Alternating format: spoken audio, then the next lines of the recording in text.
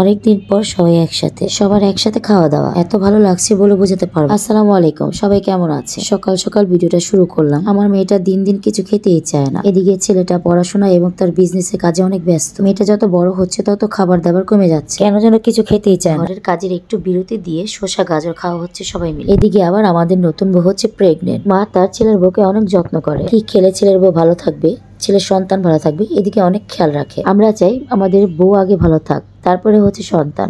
মা ভালো থাকলে কিন্তু সন্তান ভালো থাকবে। জিজ্ঞেস করছিলাম আসলে কি তুমি কি শসা খেতে পারবে, বউ কি উত্তর দিলে একটু শুনো। আপনাদেরও জানা থাকলে বলবেন, কনসিভ করলে কি শসা খেতে পারে না? মুরব্বীরা বলে থাকে কনসিভ করে নাকি শসা খেতে নেই, তাহলে বাচ্চার নাকি ক্ষতি হয়। একটু আপনারা বলে যাবেন আসলে কি সত্যি এটা? মা আবার আমাদেরকে পানি ফল ছিলে দিচ্ছে যাতে আমরা দুজন মিলে একসাথে পানি ফল খেতে পারি। কারণ হলো আম্মু এটাই জানে, যে জিনিসটা ঘরে আসে ওটা আমরা ধরে খাই না। আম্মু যখন দেয় এভাবে ছিলে তখনই আমরা খাই। ছিলে আম্মু আমাদের মুখে দিয়ে দেয়। ও হ্যাঁ, তাহলে শুনুন আমাদের বউ আসলে কি বলছে, ডাক্তার কি বলছে ওকে। 2-3 মাস পর মানে লুচির কোনো ওষুধ মুষুধ এগুলি দিব না। বলছিলাম ডাক্তারের যে খাওয়া দাওয়া একবার করতে পারি না, পরে এই 2-3 মাসের মধ্যে তারপর ঠিক হয়ে যাবে। আর যদি ঠিক নয় তাহলে ওষুধ দেবো, দিয়ে কদিন খাই। দেখি 2-3 দিন বা এখন তো যাই হয়েছে, এখন বলবো না আপনাদের কয় মাস হয়েছে না হয়েছে, এটা পরে আপনাদের সাথে শেয়ার করব।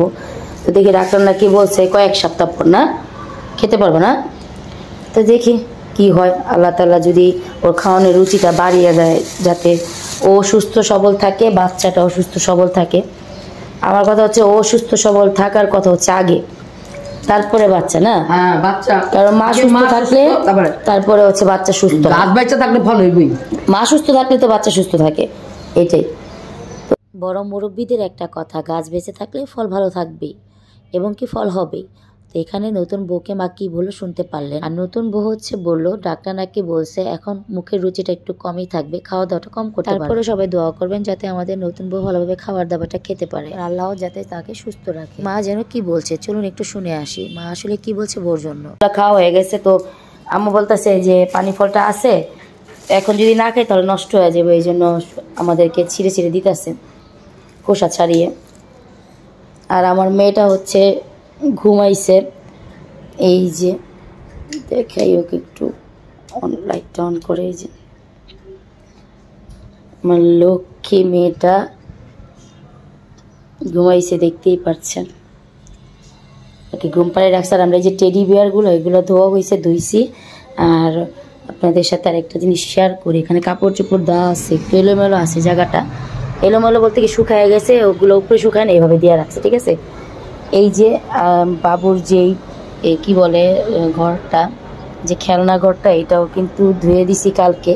তো ওর সব কিছুই ধোয়া হইতেছে, যেহেতু শীত আসছে এগুলা হচ্ছে ময়লা হয়ে যায়, এই কারণে ভাবলাম যে আস্তে আস্তে করে সব কিছুই ধুয়ে ফেলি। তো আমরা হচ্ছে এখন দেখতেই পারলেন আমরা হচ্ছে তেল দিছি, তেল দেওয়াতে এরকম চিকচিক করতেছে কপাল তো চমকে গেল আমার। তো যাই হোক, এই আপনারা হচ্ছে ভালো থাকবেন সবাই। তো ভিডিওটা এইমাত্র শুরু করছি, আর দেখি কত পর্যন্ত আজকে শেয়ার করতে পারি আপনাদের সাথে। অবশ্যই শেয়ার করব আপনাদের সাথে, মানে আবারও শুরুর থেকে শেয়ার করলাম। দেখি আপনারা কতটুকু আমাকে সাপোর্ট করেন, আপনারা সাপোর্ট করবেন আমাকে, এটাই আশা করি। আমিও আপনাদেরকে সাপোর্ট করব। আমাদের খাওয়া দাওয়া চলতেছে ভরপুর, মেহমান ঘরে ভরপুর, সবাই একসাথে হলাম আজকে।